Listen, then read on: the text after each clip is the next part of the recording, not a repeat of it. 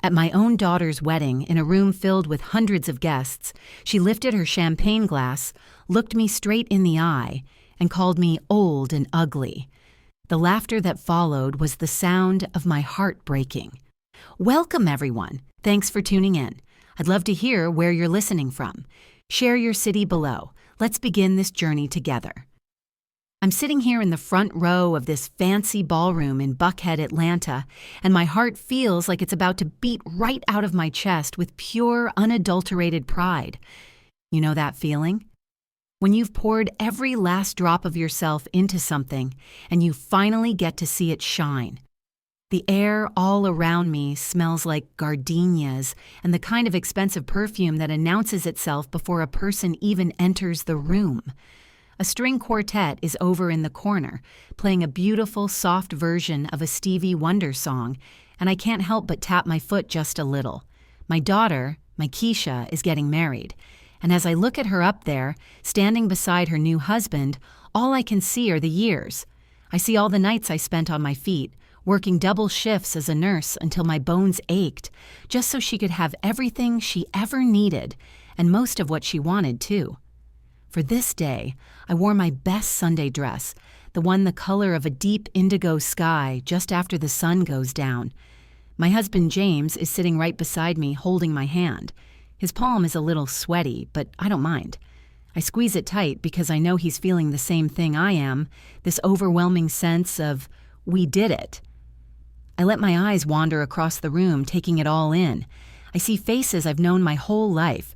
There are our friends from Ebenezer Baptist Church, the ones who watched Keisha grow up from a little girl with pigtails. Over there are her sorority sisters, all dressed in silks and satins, looking like a page out of a magazine. And then there's all our family, cousins, and aunts and uncles who flew in from all over the country, from Detroit to Houston, just to be here. It's a room buzzing with life and love, and it's all for my baby girl. My mind keeps drifting back. I can almost feel the texture of the fabric I used to sew her Easter dresses, my fingers clumsy but determined. I can see us sitting at the kitchen table late at night, my hand guiding hers as she struggled with algebra, the smell of coffee hanging heavy in the air. I remember every single dollar I tucked away, bypassing a new coat for myself or a dinner out with James, all for this moment, for her future. And sitting here, listening to the clinking of glasses and the soft murmur of happy conversations, I thought, surely she'll remember some of it. I imagined her standing up there, her voice full of emotion, just saying a few simple, kind words about her mama. I wasn't asking for a parade or a monument. Lord, no.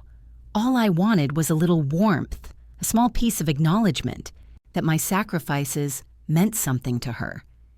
In that perfect fleeting moment just before the music quieted down and all eyes turned to the bride, I truly believed I was the happiest, luckiest mother in the entire world. Keisha had already finished thanking her new in-laws, their family so polished and poised, it made my own feel a little rough around the edges. She'd given a shout-out to her fashionable friends, calling them her tribe, and then thanked a long list of people I barely knew. And then, finally, her eyes scanned the enormous glittering room and landed on me. She smiled, but it wasn't the warm, genuine smile I'd known since she was a little girl, the one that used to light up her whole face. There was a chill in this smile, something practiced and distant, like she was looking at a stranger.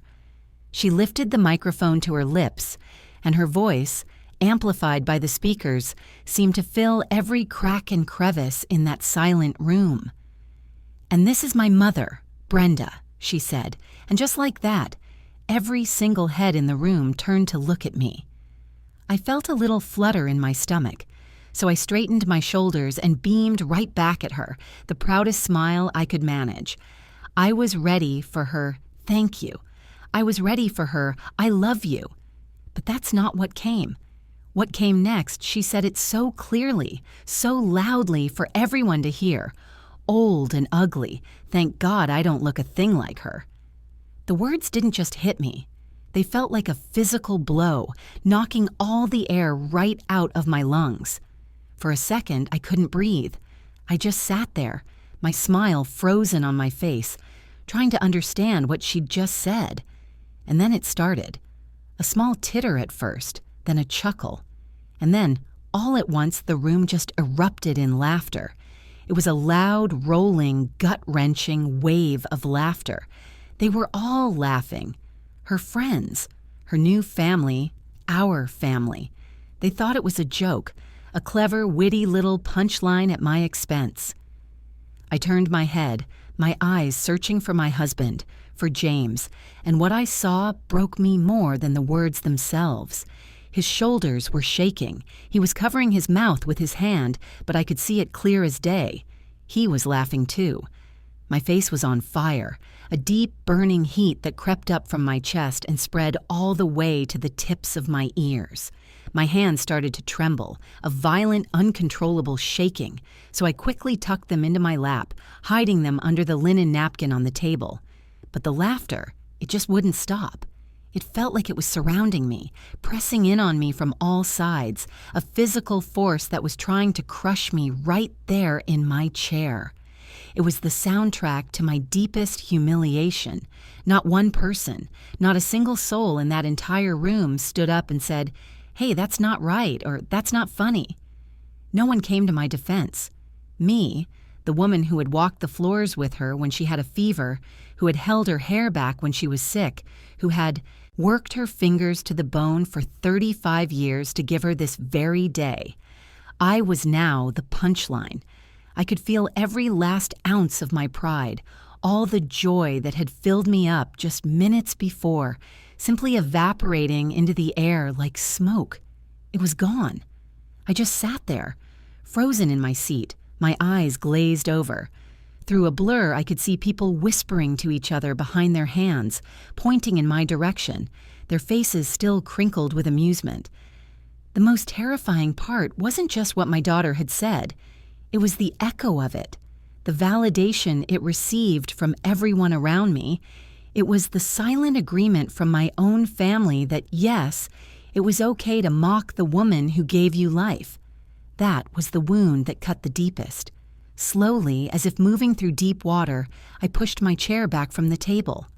The sound of its legs scraping against the expensive parquet floor was loud and sharp in the momentary lull of the laughter, and a few heads turned my way. With as much dignity as I could muster, I stood up. My fingers, still shaking, fumbled with the buttons on my cardigan, fastening it against a chill that wasn't in the air but deep inside my bones. I turned and started walking toward the exit, my back straight and my head held high. I refused to look back. I refused to let a single one of them see the tears that were burning behind my eyes. Not here, not now.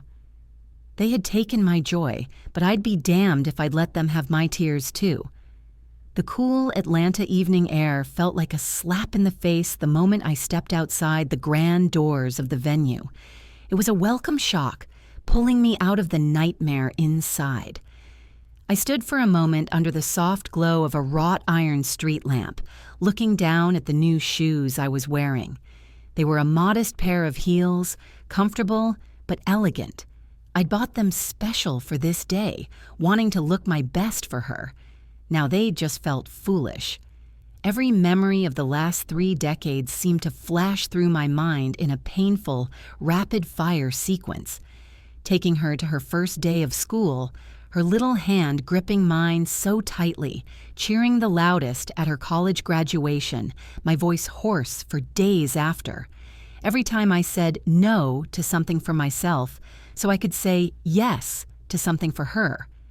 I had given her every piece of me that was good and strong, and for my lifetime of devotion, I received public ridicule as my reward. In that quiet moment on the pavement, something inside me shifted. A feeling I hadn't felt in a very long time, maybe ever, began to form in the pit of my stomach. It was hard and heavy, like a stone.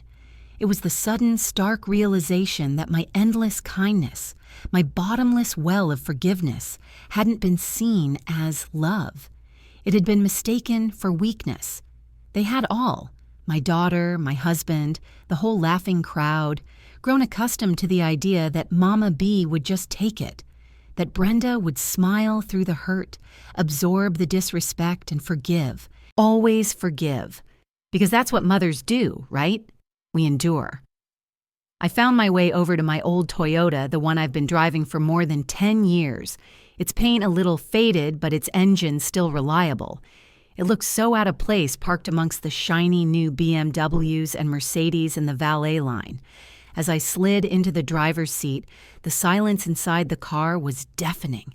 I just sat there, my hands gripping the steering wheel, and I realized my anger was finally becoming stronger than my tears.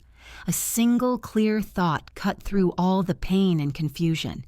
It was as sharp and as final as a slamming door.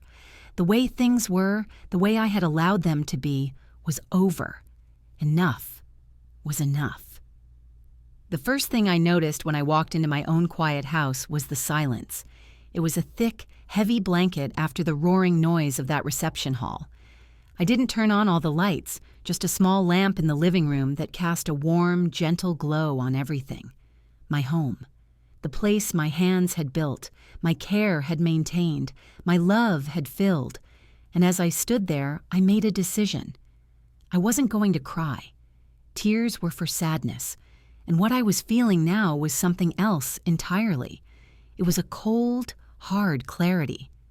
I went straight to the little wooden desk in the corner of the room, the one where I keep all our important papers, and I started pulling out files.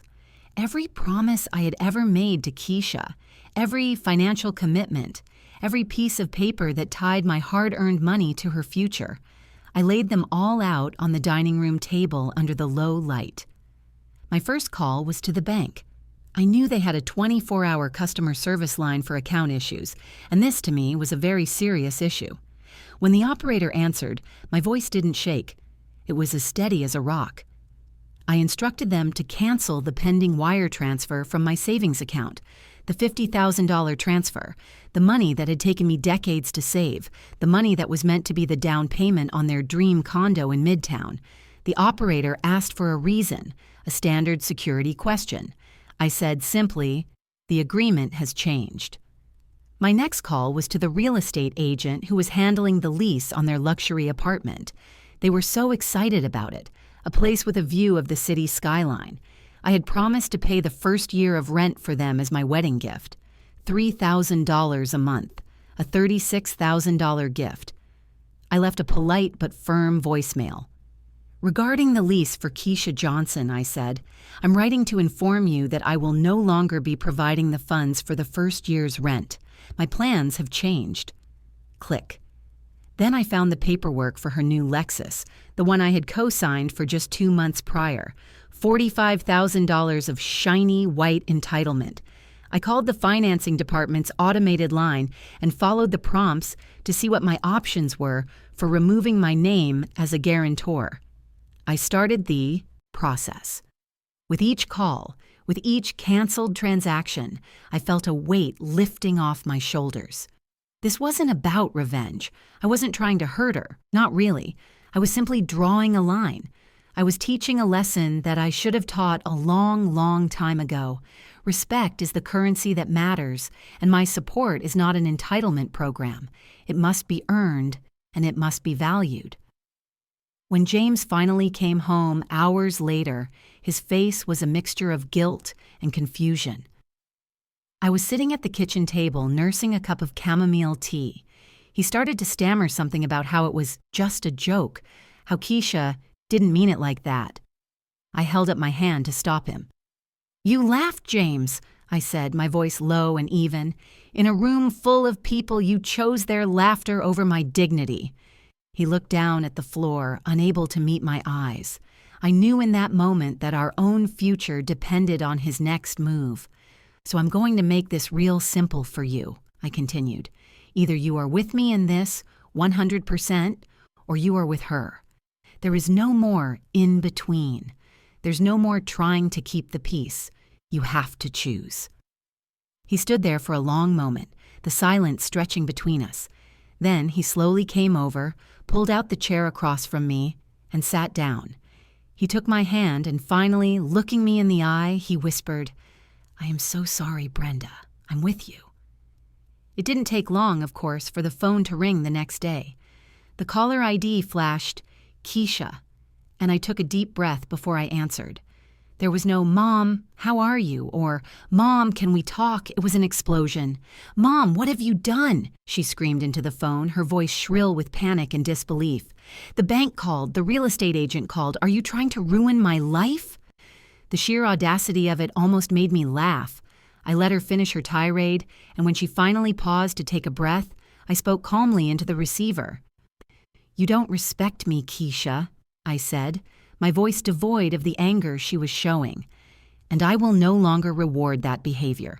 This isn't about ruining your life. This is about me respecting my own." She scoffed, a sound of pure disgust. "Respect? For what? For being overly sensitive? My God, Mom, it was just a joke. Why do you always have to make everything such a big deal?" That was the moment I knew my decision was the right one. "If humiliating your mother in front of hundreds of people is a joke to you," I said, "then you clearly don't need her help." And for the first time in my life, I hung up the phone on my own daughter. That call was just the first drop in what would become a flood. The family pressure campaign started almost immediately. My mother-in-law, Eleanor, was the next to call, her voice dripping with judgment. "A mother's love is supposed to be unconditional, Brenda," she scolded. "You are being a bad mother. You are supposed to forgive." Then came the calls from my aunts and uncles, all singing the same tune. I was being too harsh, too cruel. They told me I needed to think of the family and just forgive and forget for the sake of keeping the peace. Each call felt like a small betrayal, another person siding with disrespect over dignity. But just when I was starting to feel completely alone in the world, my phone rang again. It was my younger sister, Patricia. "I just heard what happened," she said, and her voice was the first one that held no judgment, only support. "And I want you to know I am so incredibly proud of you. You finally stood up for yourself, Brenda." I had to sit down. Hearing those words was like a drink of cool water in a desert. It was painful. Watching the family, I thought I had splinter and crack, but it was also clarifying. That whole ordeal showed me exactly who was on my side and who was just on the side of convenience. The months that followed were defined by a profound silence. Keisha didn't call, and I didn't either. The quiet in my house was strange at first, an empty space where my worries about her used to live. It was in that quiet that I came to a startling realization. For nearly 30 years, I hadn't just been Brenda. I had been Keisha's mom. My own identity had been so completely wrapped up in hers that I had forgotten who I was without her. And so I decided it was time to find out. The first thing I did was something I had wanted to do since I was in high school. I signed up for a beginner's pottery class at the local community center. The first time I sat down at that wheel and felt the wet, cool clay spinning under my hands, I felt a sense of creation that was all my own. It had nothing to do with being a mother or a wife. It was just for me. Slowly, I began to reclaim the other lost pieces of myself. I called up my old friends from the church book club and started going to their meetings again. We'd sit and talk for hours about novels and ideas, and they valued my opinions, my thoughts, not just my ability to bake a good sweet potato pie for the church bake sale. I started taking long, solitary walks through Grant Park, putting in my headphones and listening to the old-school gospel and R&B I loved, not the pop music Keisha always insisted on playing in the car. I was rediscovering Brenda, the woman, not just the mother, and it turned out I liked her very much. James saw the change in me, and it changed him too. He started being more attentive, suggesting we go out for dinner or to a movie, like we used to when we were first dating. He admitted that he, too, had taken me for granted for years, just assuming I'd always be there to smooth everything over. Our marriage, which had been comfortable but stagnant, began to feel alive again.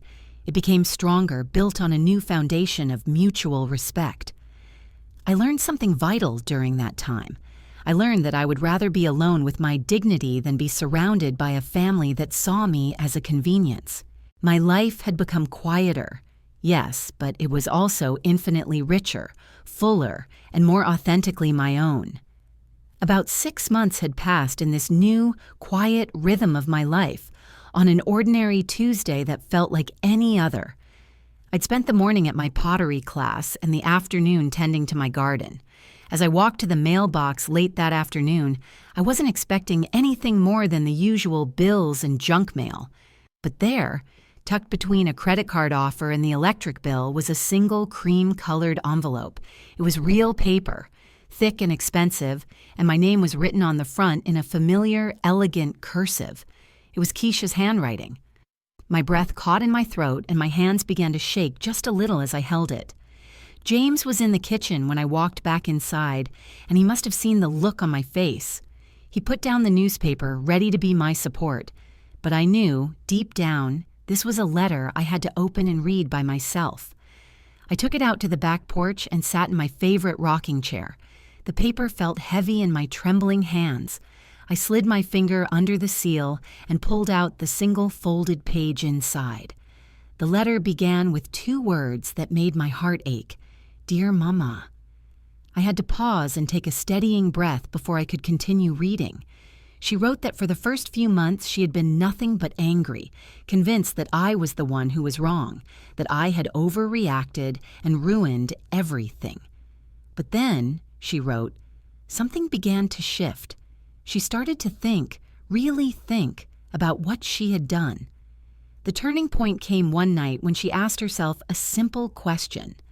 What if my own future daughter stood up in front of everyone I loved and said something so cruel about me? And in that moment, she wrote, the shame hit her like a tidal wave. It was the first time she had truly put herself in my shoes. Mama, I'm so sorry, the letter continued, the ink slightly smudged in a few places, as if from a tear. Please forgive me. What I said was cruel, disgusting, and it wasn't funny. You have never, ever deserved to be spoken to like that, especially by me. She went on to say that she finally understood what I had done afterward. It wasn't punishment. It was a lesson. The most important lesson of her life, she called it, that our words and actions have real, tangible consequences, and that love doesn't give you a free pass for cruelty. The letter ended with a sentence that felt both heartbreaking and hopeful. I don't expect you to forgive me right away, she wrote. I will wait as long as it takes. I love you, Mama. I folded the letter, pressed it to my chest, and finally, I cried. But these were not the tears of humiliation I'd refused to shed at the wedding. These were the tears of a long, painful winter finally beginning to thaw. I let several days pass after receiving the letter. I kept it on my nightstand and would read it again and again, letting the words sink in, searching them for any hint of manipulation or insincerity and finding none. It felt real, honest. Finally, on a Friday morning, I picked up the phone and dialed her number. Her voice when she answered was quiet, tentative, and filled with a fragile hope that was almost painful to hear. Hello, she said, and I could tell she knew it was me. We didn't waste time on small talk. I told her I had received her letter and that I thought we should talk in person. We agreed to meet somewhere neutral, not my house and not her apartment. A small, quiet coffee shop in the middle of downtown, a place with no history for either of us. When I walked in, she was already there, sitting at a small table in the corner. She looked different. Thinner, maybe. Her usual confident, almost arrogant posture was gone. She just looked tired, and I could see the faint, dark circles under her eyes. She saw me and immediately stood up, a gesture of respect she hadn't shown me in years. Mama, she said, her voice barely a whisper. Thank you for coming. After we ordered our coffee, an uncomfortable silence settled between us for a moment before she broke it.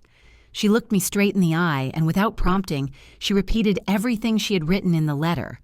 She talked about her shame, her entitlement, and her disgusting behavior.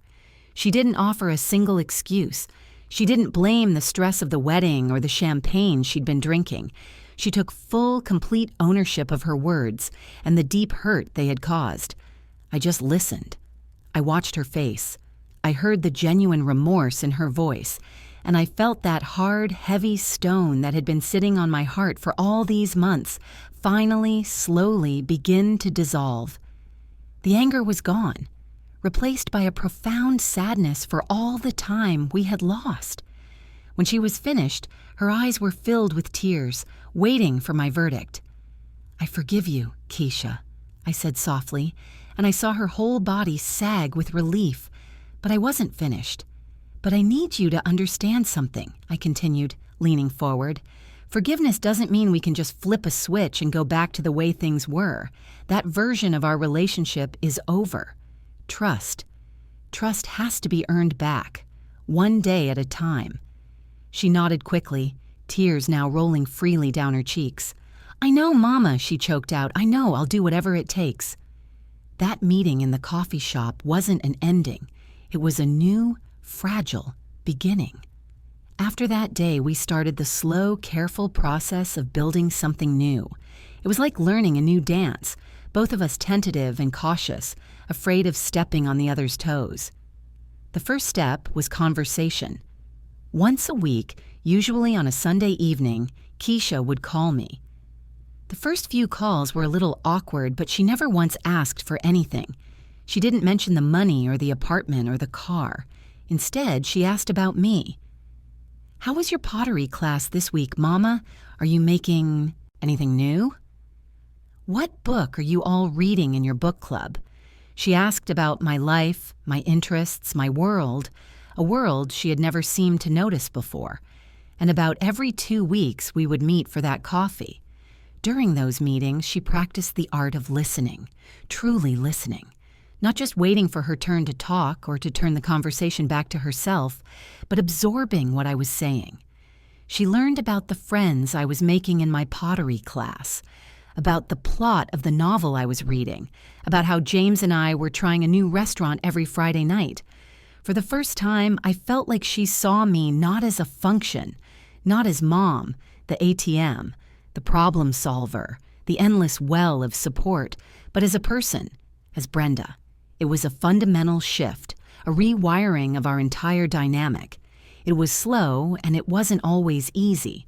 There were moments of awkward silence, moments where the ghost of our past arguments hung in the air. But we kept showing up. We kept trying. One afternoon, as we were finishing our coffee, she took a deep breath. "Mama," she said, looking a little nervous, "I was wondering if you and Dad would be willing to come over for dinner next Saturday. Marcus and I would love to cook for you." Her husband, Marcus, had been a silent partner in all of this, and his absence was a question mark.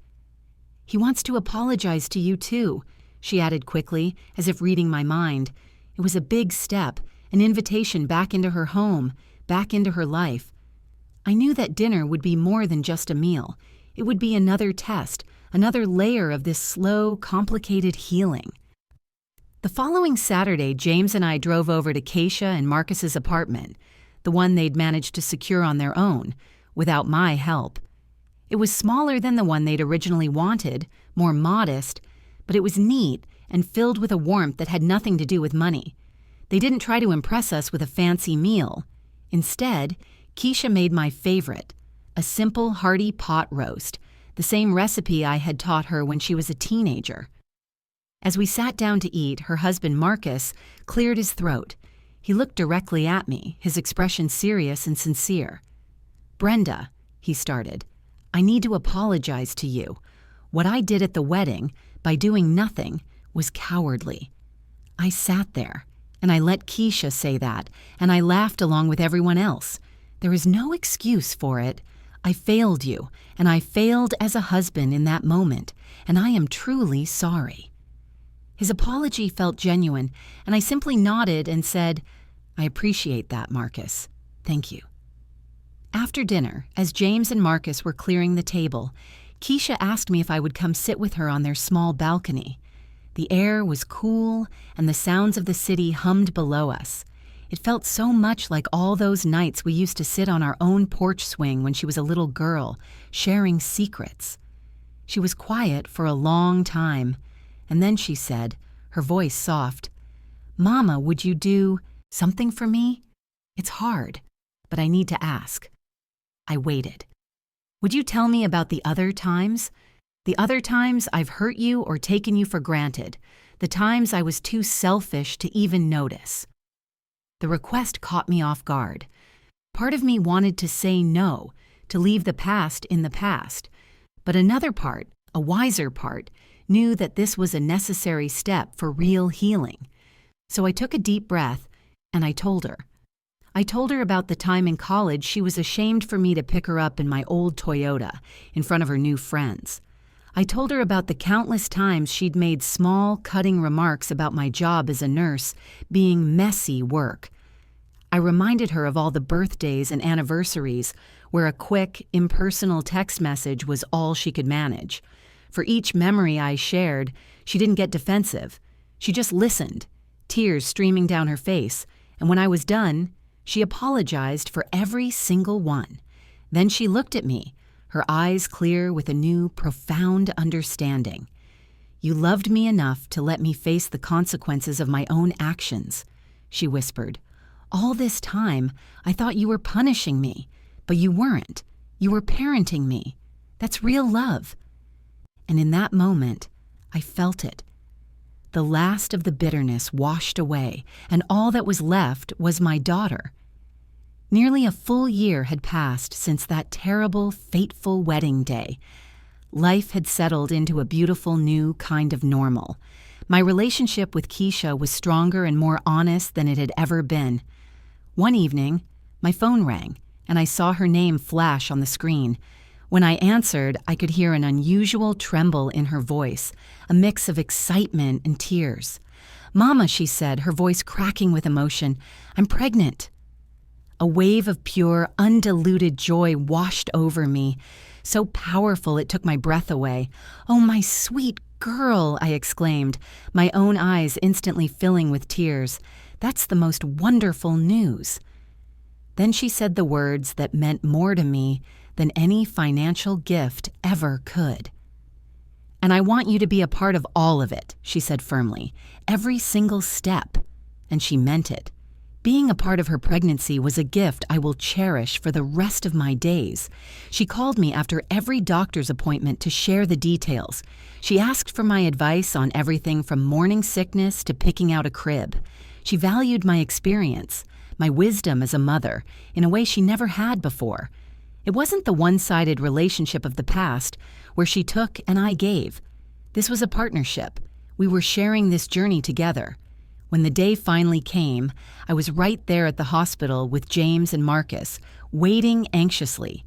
And when a nurse finally called us back to meet my grandson, little Jamal, my heart felt like it would burst.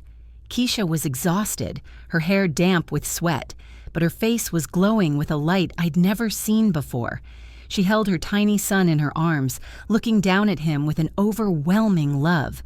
After a while, she looked up at me, her eyes locking with mine across the quiet hospital room. "I hope," she said, her voice thick with emotion, "that I can be at least half as good a mother to him as you are to me." Those words, those precious healing words, were the final suture on the last deepest wound in my soul. I knew then that all the pain, all the difficult months, all of it had been worth it. It had led us here, to this moment, to this new beginning.